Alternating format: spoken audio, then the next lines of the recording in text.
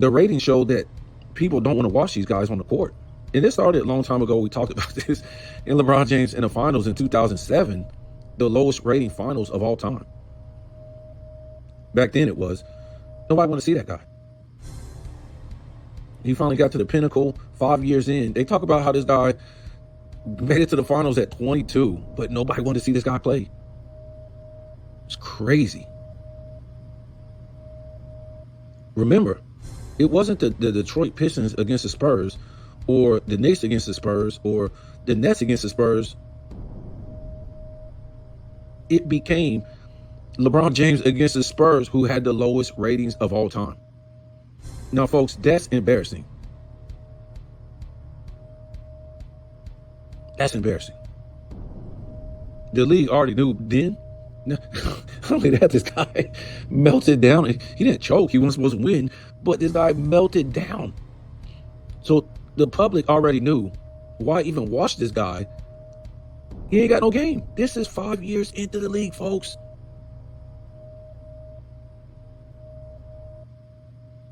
How did he carry a bunch of nobodies to the finals with no game?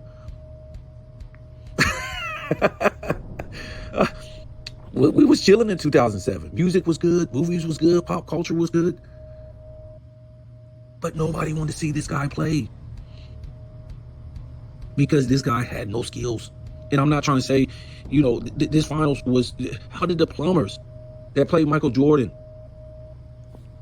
How did the plumbers have better ratings with Michael Jordan 2 years in a row? Then LeBron James' first final, the king, the anointed one, everything. The people didn't. They try to rewrite history about this guy. Nobody wanted to see this guy play. Nobody wanted to see this guy play. They didn't care. This is it, and he didn't help it. Coming up to that point, he did not help his case, folks. First year, didn't make the playoffs, smoked in the Olympics. Second year, didn't make the playoffs with the All-Star teammate. Third season, Third season, blew a 3-2 lead going back home. And I'm talking about melting down, not choking. He wasn't supposed to beat Detroit, but he choked. He was shooting horrible turnovers, can't shoot free throws, everything. Suddenly, at the beginning of the playoffs, one time, in choking down a 3-2 lead going back home, the next season, he's in the NBA Finals. So everybody's like, what the hell? How the hell did he get to the finals? And he was sorry his first 3 years. So they already knew the weak competition he was playing, and they could see his game. He was just having a lot of bad games on the way to the finals. He just drive it to the basket, lay up, drive it to the basket. Yeah, he hit some shots here and there from the field, but it wasn't like he had no post game or nothing like that. He wasn't giving you no paint work.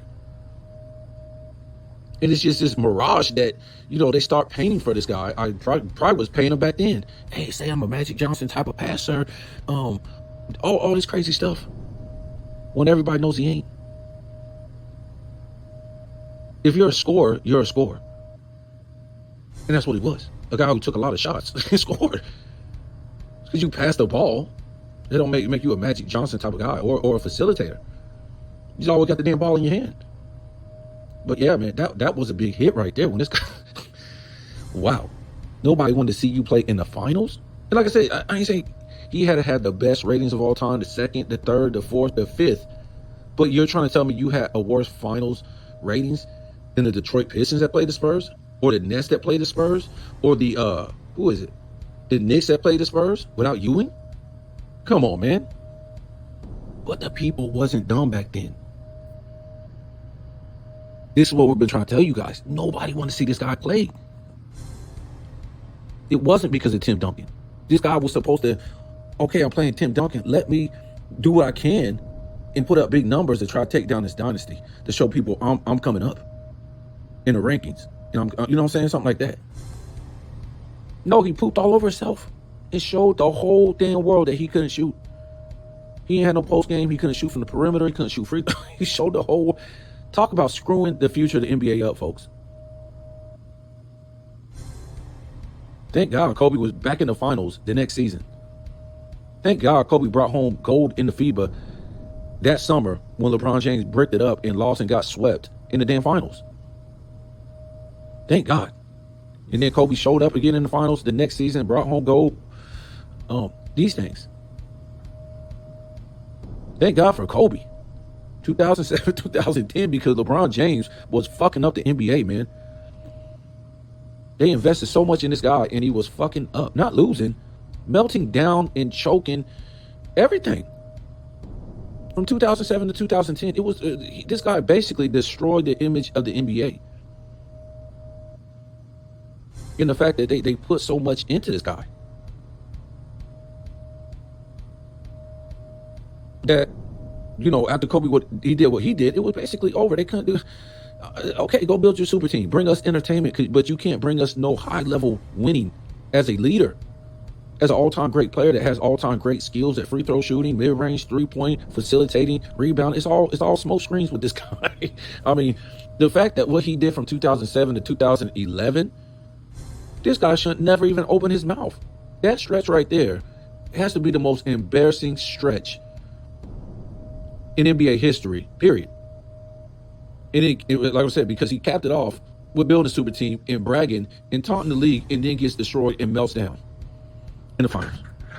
The mission is to close, and you've got LeBron James here who needs to be taught how to become a killer. Is there a better teacher than the Black Mamba? The Black Mamba in South Beach?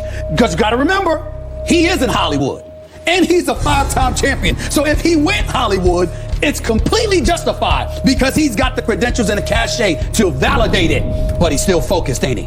Every year, LA, right down the block, and he's still focused. Could you imagine what that boy would do with LeBron James? It's something to think about, and that's all I got to say. That's all? After you blew the rundown completely to bits? Well, we're 7 topics down the list now. Provocative, though, isn't it? Oh, it's incredible. It was quite a speech you just made. Dwayne Wade and LeBron are just too good of friends. They are just too close for their own good. There's way too much of, I'm going to get you yours, and I want you to be this, and I want you to be that, to a fault. They're very, truly, genuinely close friends. And that is why I'm going to turn you to my mode of thinking on this, guys. Because we all know one thing. Kobe don't have that problem. He does not have that problem with anybody. Let me tell you something right now. Let me tell you something right now. If LeBron shows up in South Beach with Kobe Bryant as a teammate, and for some reason he shrinks beneath the spotlight, he will hate Kobe. Yeah. Because Kobe's going to come at him. He's going to come at him. He's going to come at him. Here's my question. He's going to come at him. Here's my You're a concern grown about man. your deal. And I like your deal because it could be one of those classic good trades for both teams. Helps both teams. Yeah, but here's my problem. You say Kobe can close, but is his window closed? No. Is it closed? Absolutely well, I don't not. know. You answer that. I'm scared about it. I don't know. He looked pretty good health-wise. Let me tell you something right now. Kobe on his own has a legit 2 years left in him at this level. But with LeBron, you can double that. All right, that's fair. Because that's fair. it's LeBron. But don't bring me that Kobe will teach him the unteachable, because you cannot learn the clutch gene. I've said it a million times. You just can't. LeBron will be he'll go chosen one to frozen one. It would be up to Kobe to do what Dwayne Wade has not been able to do so far. I'm going to say this to you. Completely different position. Doesn't even equate. But wasn't an accident that Andrew Bonham elevated this year. Okay? Yeah. I mean, when Kobe, you got somebody that can get it done. Okay. That's in your face about what you need to do. Jordan with Pippen. Pippen, what was he when he first came into the league? Thank you. I'm just saying he's not a top 50 player. He had the migraine headache. He's not a top 50 player. He had a migraine headache in Game 7 of the Eastern Conference Finals in 1987. Finally. When Jordan's on a bus and his late father, God rest his soul, is busy hugging his son, and Jordan is crying, talking about when we going to get over the hump, when we going to get over the hump. And Scottie Pippen had let him down. And all of a sudden they came back and they started steamrolling over everybody. Why? Because Jordan elevated Pippen. It can be done. It can be done. It can be done. You realize what you just admitted. It doesn't matter. Scottie Pippen is not a top 50 player. Thank you. Just because Jordan elevated. I don't think he said yes, he did. No, I didn't. Just because Jordan elevated Pippen doesn't mean Pippen's not there. He still got there. No, he still got there. Best player in the NBA. Kobe Bryant. Better than you. I would have to say right now. He's a really, really good player. Individually, he has some of the best skills that the NBA has ever seen in history. And he's shown year after year after year why he continues to be one of the best players in our league. I'm getting back. Bryant, and one guy certainly envious of the way Bryant's played lately, LeBron James. I scratch my head every time I hear the name Kobe Bryant right now, and I try to get a dictionary and try to find a word that what he's doing right now, and I'm just lost for words. I mean, he's amazing. I've been quoted saying that he's definitely the best player in our league. To me, in my eyes, the best scorer in our league, and it's unbelievable. I don't know if it's not another guy in this league that can accomplish some of the things that he's doing right now. Well, in Cleveland this past week. So let me ask both of you. Kobe, you start. Tell me how you see LeBron's game developing after just going up against him this week. I mean, he's an incredible player. I think, his size and, he's meshed with his quickness and his leaping ability, his passing ability, his shooting ability. I think he's a tremendous all-around player. LeBron, how's Kobe doing these days? Well, like I've been quoted in the past, and I will continue to be quoted, I think he's the best player in our league right now. What he's able to do offensively and defensively is, it's unbelievable. And I look up to a guy like Kobe Bryant just because of what he's able to do every night he goes out on the basketball court. So, once again, I'm quoted again saying that Kobe Bryant is the best player in our league. You will know when you win in that one-on-one at the LeBron.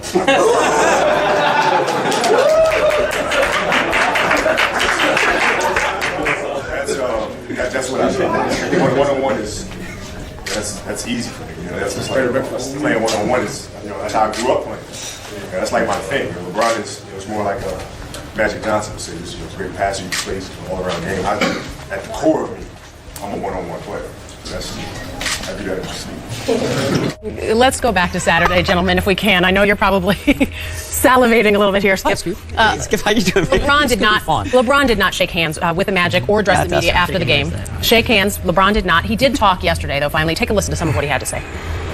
Have you talked to Dwight? I mean, you didn't shake hands with anybody last night, but have you talked to him to congratulate him or no? No, I haven't. I sent him an email last night, congratulate him. But one thing about me, guys, you gotta understand. It's hard for me to congratulate somebody after you just lose to them. I'm a winner. It's not being a poor sport or anything like that. But somebody beat you up, you're not gonna congratulate them on beating you up. That don't make sense. It don't make sense to me. I'm a competitor, and that's what I do. It don't make sense for me to go and shake somebody's hand. He says it's not about being a poor sport. A lot of people would disagree out there from comments I've seen. What's your reaction? Scoop, I, for one, was not at all surprised by this. This was, to me, the real LeBron James. This is who he is, and to me, who he has been. This is the spoiled brat product of those billions of witnesses out there. This is the guy I've been talking about as he's been the front-running bully all year long, and he finally got punched right in the mouth, and he ran to the locker room in shame. I have been saying for months on this show that all this picture taking and the posing and the flexing, it just doesn't show any class to the game on the court or to his opponents, to me. And it finally all caught up with him because I think the MVP suddenly realized when the clock ran out that he had failed miserably. And I thought it showed even less class to duck the media after the game than to duck Dwight Howard's handshake, because he left the guys he had called all along his complimentary players to face the music after the game. No class there and no class on the court didn't surprise me. Well, see, I can understand that. I think this is a situation where if you're looking at somebody's character, they always say you judge them how they handle defeat as opposed to how they handle victory. And in this situation, for LeBron to say, for us to know him, is to know that he doesn't like losing and shake somebody's hand doesn't make sense. Well, I think in his career so far, there have been 4 times I think he's been in the playoffs, and he hasn't been to the finals, so he has not won his last game. Unless we go back and somebody shows me proof that he's consistent in doing this, then I don't have a problem with it. If he never stood or shook hands with the Celtics after the game after they lost last year, cool. If he did the same thing in San Antonio a couple of years ago, he was in the finals, cool. But we know that didn't happen, so we're not making a big deal out of nothing. This is something, and this goes into his character, which I think is not, it goes to what you've been saying, this goes to something I never wanted to believe. And his action and in his response to try to justify his action leads me to believe that there's something about LeBron James that we're either discovering or something that has to change, because I don't mind ducking the media, Skip, but Dwight Howard is supposed to be your friend. Not only did you win a gold medal together, during the All-Star games, you all are cool with each other. You joke, shooting half-court shots before games. As your boy, as your friend at least, give him a pound and then walk off the court. The media is one thing, but if that's your guy, at least acknowledge it, because this isn't about competition. Wish him luck in the next round. Yeah, whatever. Yeah, anything that comes with some type of human connection, because it's not about competition, it's about acknowledgement at this point. And the fact that he didn't acknowledge somebody that he knows that is supposed to be his friend, that's what I have a big problem with. For the record, the Cleveland Plain Dealer said he didn't shake hands after the Celtics. I was going to say, a lot of people have written in and said he didn't shake after the Celtics. But I know for sure that he and Tim Duncan did have a conversation after that, and Tim, they shook hands after outside the locker room. LeBron used as his excuse here, I'm a winner. I don't think he's a winner. I ask you again, what has he won? He wasn't a winner in this Well, that's series. what I'm saying, but he hasn't won anything in 6 years now, to the point that I don't see that he has winners' intangibles, the know-how, the will to make it happen when it's time to happen in the fourth quarters of these games. And we'll get to this later, but in 5 of the 6 fourth quarters, I thought he was awful when it was Kobe-Michael time. And in the end, I think he's a one-man show in a team sport, and it's very hard to pull that off. A lot of people are weighing in on what you guys are saying. Ray from Texas says LeBron has to face humility after dancing, prancing, and posing, blowing out teams. He has to be humble and shake his opponent's hands after a loss. To what you have to say, because what you've been saying over the last couple of years is proven once again to be true. LeBron James will not play for an NBA title this year. Whether or not he will in the future, we don't know. But let's get to our list. He almost had a quadruple double, which isn't a good thing because the turnovers were there, but he also, the points, rebounds, and assists were there as well. Grade his performance, so overall grade for LeBron James in Game 6. What is it, Skip? I'm going to give LeBron a break today because he did have a triple-double, including 19 rebounds. So I'm going to give him a D-, and that's D as in dog minus. But it is a break. I thought for sure you had him for an F-.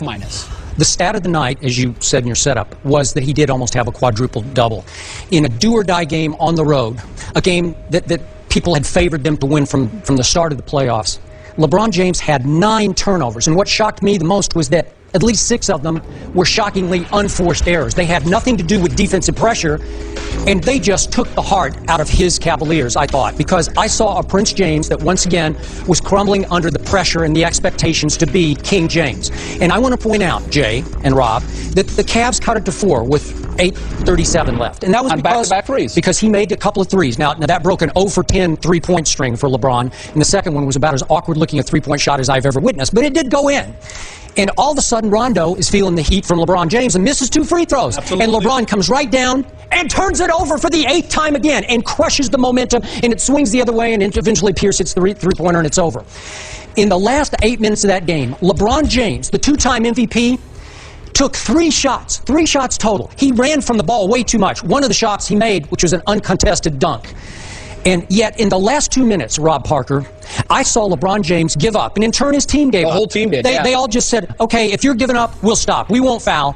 And this was in a way that I could never have imagined a Michael Jordan or a Larry Bird or a Magic Johnson or even a Reggie Miller giving up with the game still a little bit in the balance. For any winner. Anybody. Because you're right, Skip, from that standpoint. I have him as a C- because I thought the turnovers were just crushing. You know, I understand the other points, the rebounds, that's all The fine. shooting percentage was 8 for 21, which was actually the same percentage the team shot, but you've got to shoot better than 8 for 21. But you can't be so sloppy with the ball. And I think you're right. There was a definite giving up at the end where the Celtics had missed some free throws. You get them to miss 2 or 3 free throws in a row, you knock down a couple Especially of threes. with Rondo handling the ball. There's a chance that you're still in the game. Absolutely. I was stunned that they just said, and you're right, but they were signaled by LeBron James, who at the very end, look at where he was. He wasn't touching the ball. He was pushed all the way out. I just thought to myself, he's not engaged at all. Right. And the that final was the minutes, it was problem.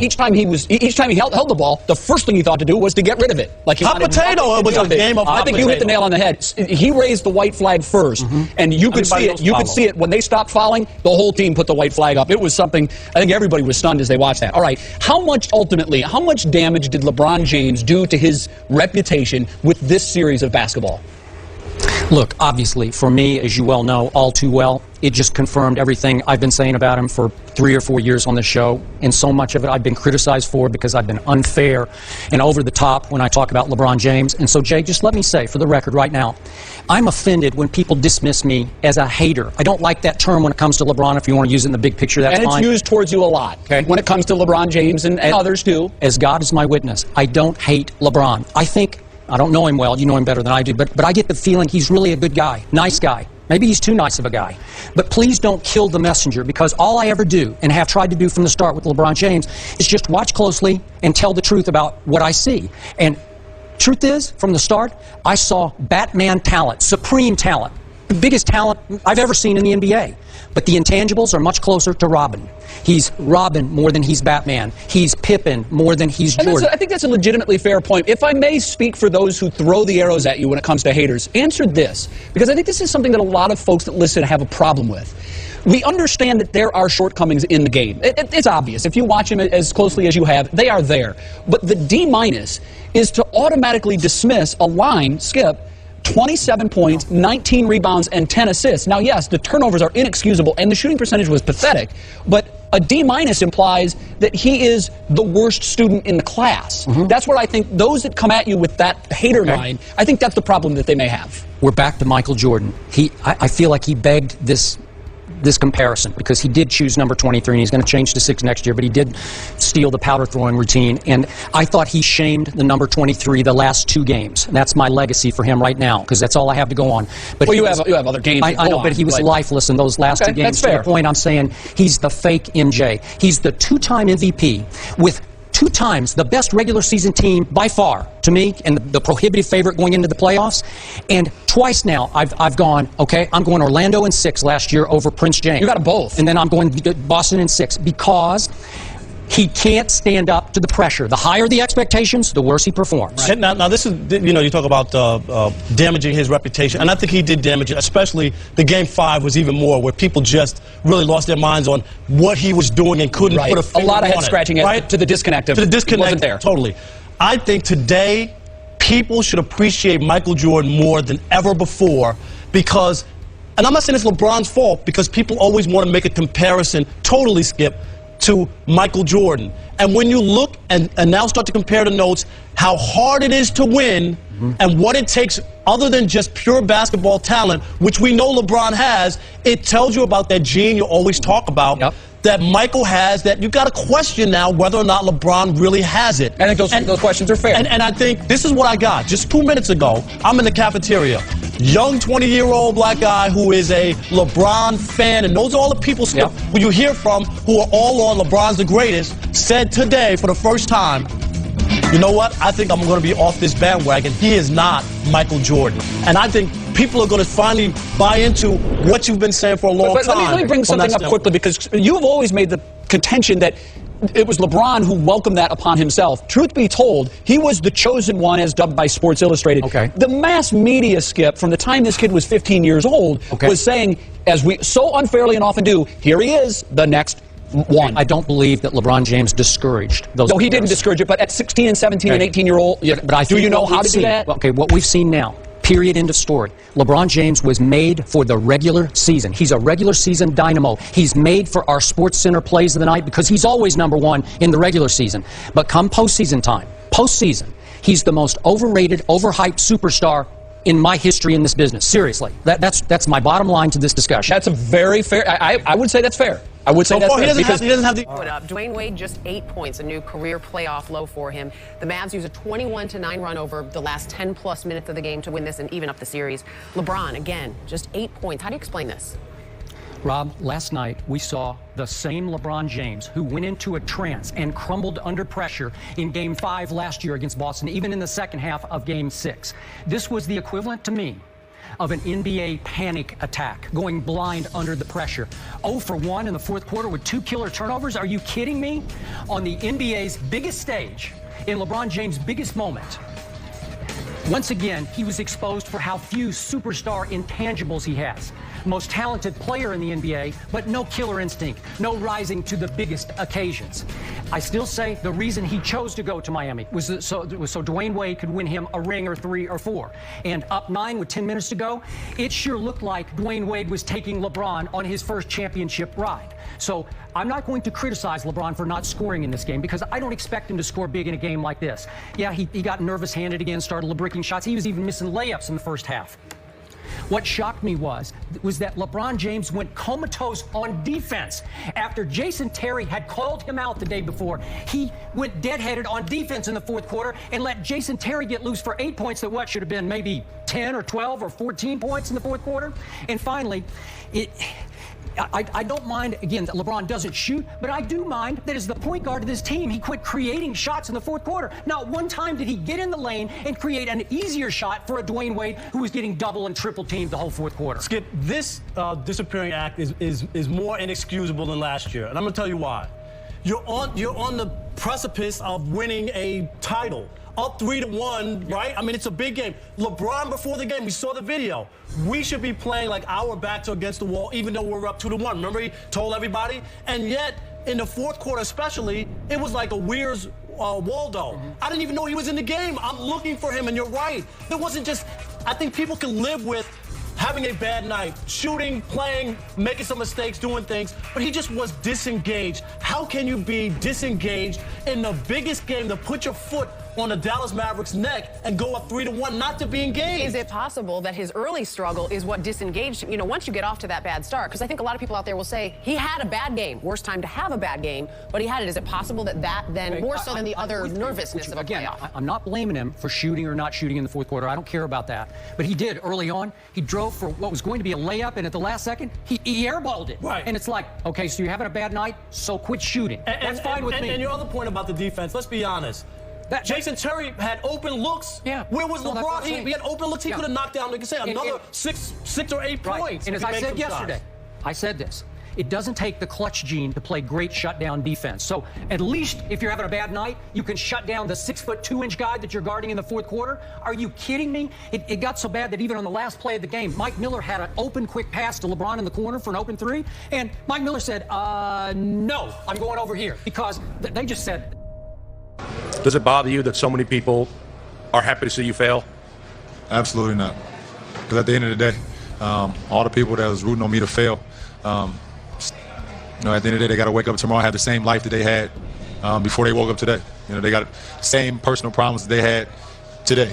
And I'm going to continue to live the way I want to live and continue to do the things that I want to do with me and my family and be happy with that. So, they can get a few days or a few months or whatever the case may be on being happy about not only myself, but the Miami Heat not accomplishing their goal, but, they got to get back to the real world at some point. He was at the Ohio State-Duke game last night, played in Columbus, Ohio, and to not many surprise, he was booed by the fans there to watch the game. He was there with Dwayne Wade. Later, the two teamed up to throw T-shirts out, PR move. I don't know if it worked. Can LeBron James ever regain his popularity? He took a big hit with the decision. Sure he can. If he exercises the opt-out clause in 2 years and goes back to Cleveland. Sure, he can do it then. But outside of that, no. And what LeBron James needs to do is develop some alligator skin. Stop trying to be loved, okay? Because that's really what this is about. Look, man, they don't like you in Ohio. It's because you turned your back on the city. Now, I don't have a problem with you doing it. To me, Cleveland, South Beach, the choice is simple. I'm not hating on that at all. You could have handled it better, but clearly you made the right decision for you, and that's cool. But if you're going to wear the black hat, then wear the black hat. Skip Bayless on many, many occasions has brought up the name Kobe Bryant. You want me to tell you the number one reason why Kobe Bryant, they boo him in every arena, but he's cheered in every arena as well? Do you know why that is, Tell us Jay? why. It ain't just because his skills. It's because he could give 2 cents about what you think. He is coming to take you out. Whoever it is that you put in front of him, Kobe is on a mission to steamroll over you. He don't care whether you cheer for him. He don't care if you shake his hand. He don't care if you don't ask for autographs or pictures or whatever. If the cause of your hatred has something to do with basketball, he could care less. And LeBron James has to feed off your booth. He'll He will. feed off Yeah, it. you actually have to. Absolutely. I feel sorry for LeBron James, and I'm being sincere about this. Why? He doesn't want to be a villain. He does not want to embrace the hate, as you say. He's not a mentally tough kid, and he's still a kid at heart. He's almost childlike to me. He's not thick-skinned. He's thin-skinned. He wants so badly to be loved, and he can't be loved. He does the wrong thing at the wrong time. He can't stand up to the pressure in the fourth quarter of the NBA Finals. He turns into the frozen one, and it's predictable to me. And then it's pathetic. It's sad to me that he goes to the Buckeye game and he sits in the front row in his Buckeye colors, and they boo him off the court when he walks in. And then he has to stick around after the game, and he and D-Wade got to throw T-shirts to the crowd. Love me not. Love me not. Right? Do you think if he had it to do all over again, he would either A, do it differently, go to Miami, He'd do it differently.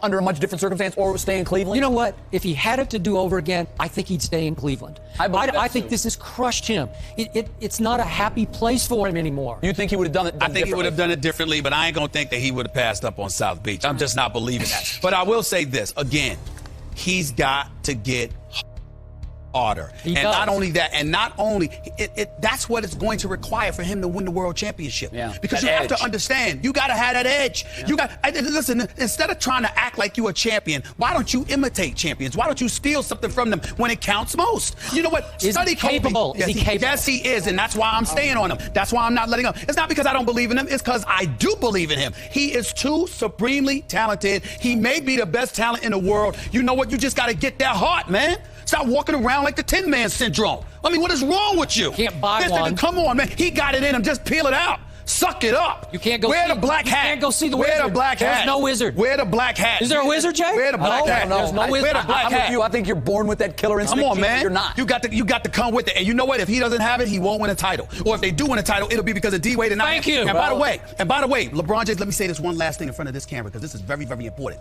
It is not enough for you to win the championship riding Dwayne Wade's coattails. If he's the MVP of the NBA Finals and you show up smaller than Mini-Me like you did for 4 straight fourth quarters of the NBA Finals, it still won't get by us. You can walk around with that ring and think you got something all you want to. You had damn well better be the reason the Miami Heat win this title. I'm talking, he's got to show up. He's got to make amends for not showing up in that NBA Finals last year. You got to get it done. I don't care what you do between now and May. I don't care what you do the first week of June since the Finals has been moved back for a week. You got to be the reason that the Miami Heat win the title. If you ain't, I don't want to hear from you, and nobody else should either. You got to get it done. You sound like Stephen. You got to get it done. You sound like Stephen. No, that's not good. Skip says he won't. Skip says he won't and he can't. I'm saying he can. He just hasn't done it. Get it done.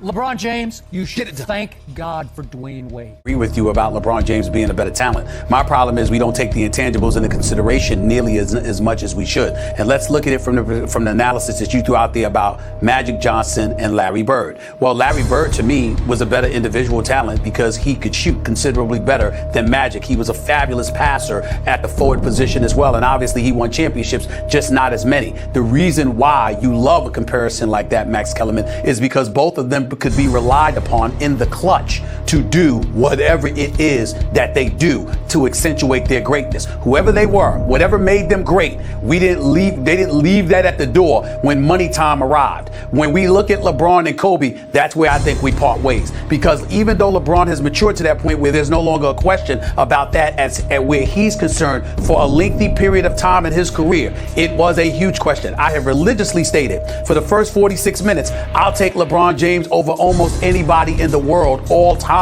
with the exception of maybe Jordan, and even that is a maybe. The problem is that when you get to that money time, that clutch, where you sit up there and everything breaks down and you grab the ball and you say, here, take me to the promised land. LeBron is not somebody that's going to be on that list most of the time in a lot of people's eyes. And nobody is going to question that Kobe would be on that list. When money time arrived and it was time to give him the ball, whether it was in the finals against Indiana, whether it was 2001 in the postseason, whether it was 2010 against Boston, or times in between, Kobe at a younger age was so sensational. LeBron had to grow into that role for a significant period of time. And that's the difference. What LeBron learned to have, Kobe had. MJ had it. Here's the last point, Max.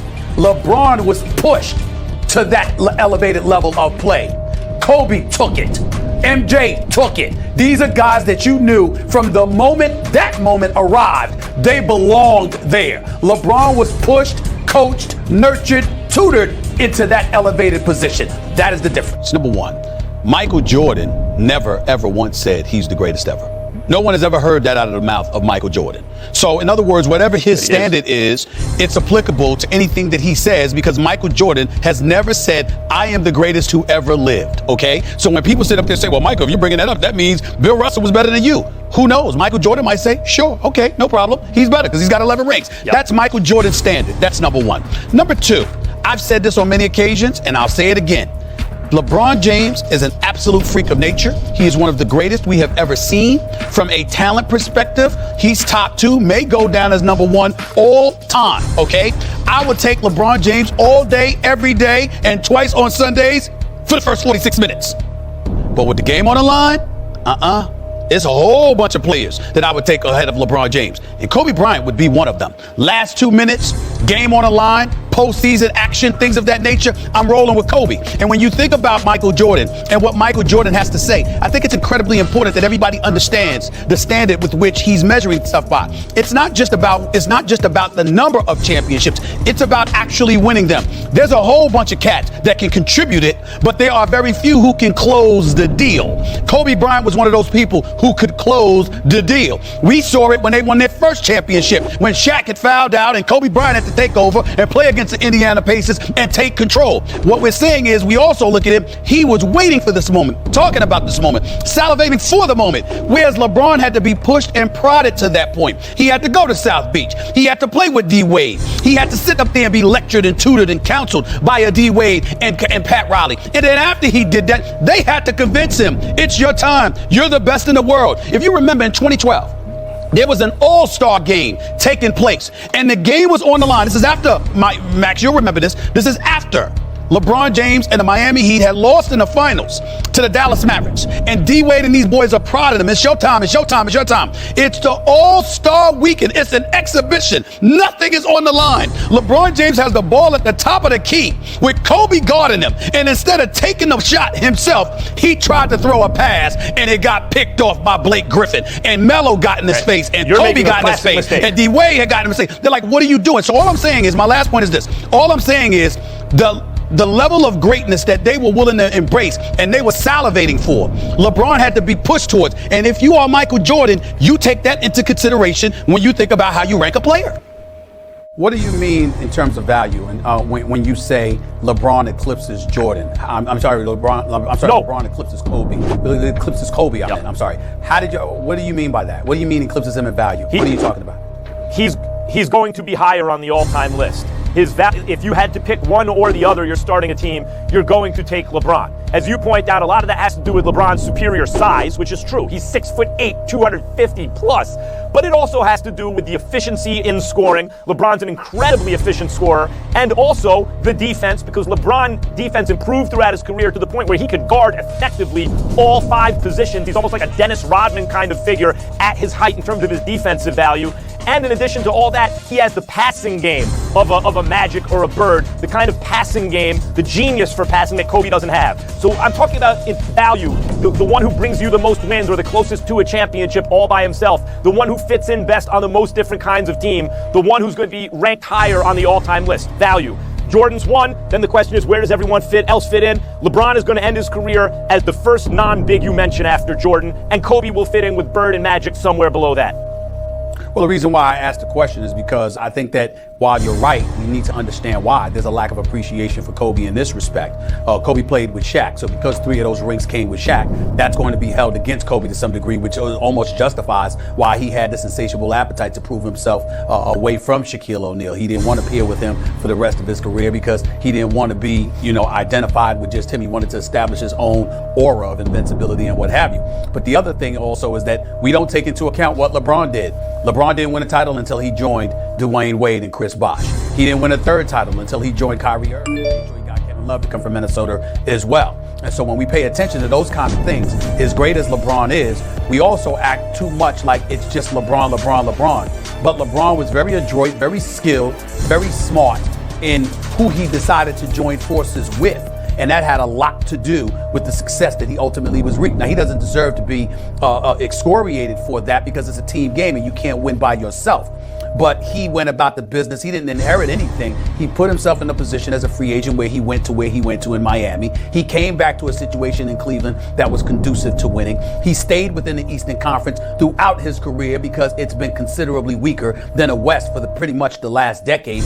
We've got to pay attention to all of that too, whereas Michael Jordan had Pippen and had to groom and elevate Pippen, Mr. Migraine Headache at the time before he ultimately elevated himself into being one of the 50 all-time greatest players and a 6-time champion along with Michael Jordan, because Michael Jordan could not have won without him. And in Kobe's case, he got Pau Gasol that came on board. You still had Andrew Bynum, Lamar Odom, and all of those other guys. But LeBron had his crew of individuals as well, and it proved to be very, very beneficial to him. But we don't bring that up nearly as much as we bring it up with Kobe. Bryant isn't considered the best the best ever because obviously MJ and him played the same position, and we're going to think MJ first. And I get that. But it's not like you look at LeBron James because LeBron James is playing the same position and has the same responsibilities as Kobe. We look at LeBron James as the greatest small forward who ever lived, the physicality that he brings to the game, him being 6'9", 260, chiseled brick house, can handle the ball, a Magic kind of player in terms of pass first, all of this other stuff, even though he has an obligation to score. People look at him differently. One of the biggest reasons that LeBron James is compared to Michael with Jordan is because LeBron James came into the NBA giving everybody indications he was coming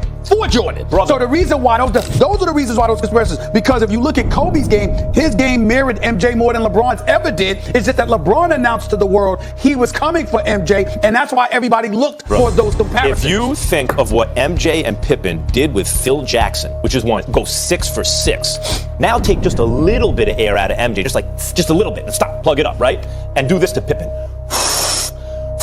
Turn him into super Pippen. Again, you think they're losing? You're looking at it wrong. You know why you're looking at it wrong? Because neither Kobe nor LeBron played defense better than MJ and Pippen.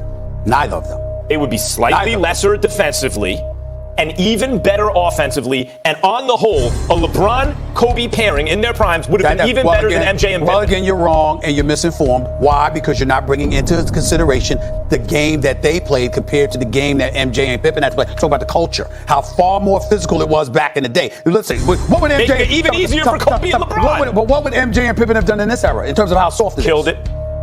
But so Kobe, and again, their defense is elite. Here's the difference. Defense is elite. Here's the difference. Pippen is not on anyone's list of top 10 players who ever lived. When the Lakers lost the championship, beat the Lakers for the championship. What happened in that series? Who beat the Bulls beat the Lakers in the championship, the first finals. You remember how Pippen was picking Magic? Wait, forget all that. Pippen picked up Magic. And so if you guarded Magic, who's usually 6'9" and looking over defenders, you think LeBron would have guarded Magic? No. What I'm saying to you is that, but LeBron has never been the defender Pippen is. You do know that. Pippen is not even close. Pippen is a much more consistent defender. I'll say this. Now he's somebody that embraces playing defense. No doubt. I wouldn't compare LeBron over the course of a season to Pippen as a defensive player. I will say this in terms of versatility as a defender.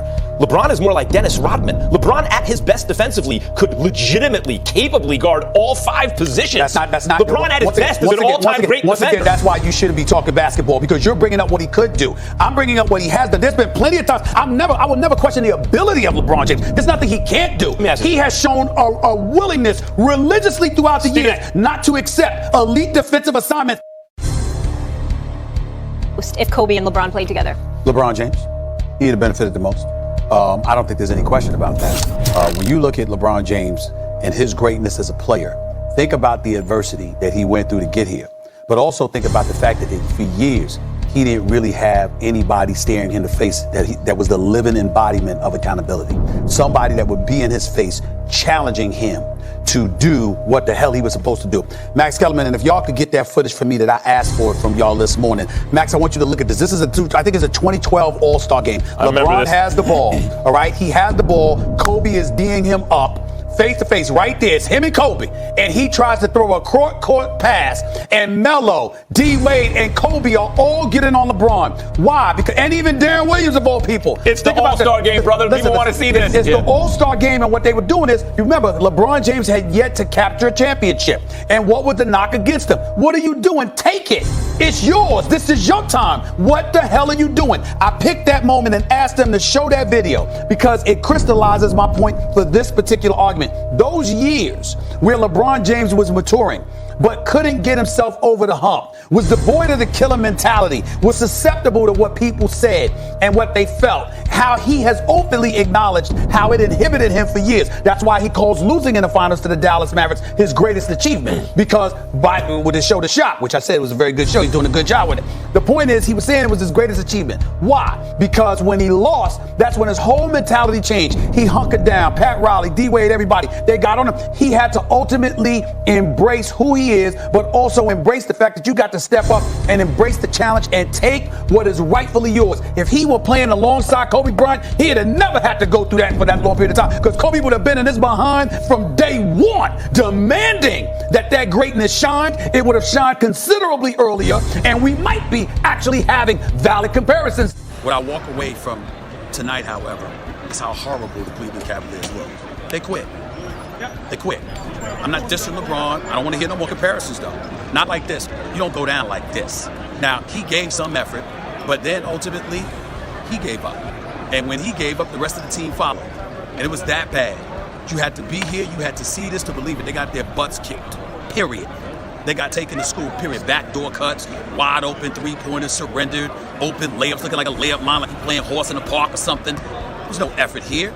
It was a sad, sad ending to this season. When you talk about an NBA Finals, you don't expect it to end like this. You don't expect a team to go out like that. The Cleveland Cavaliers tonight in Game 4 of the NBA Finals went out like Toronto went out in Game 4 of the semifinal series right here on the same court against Cleveland. The effort was weak. It was whack. It was just embarrassing.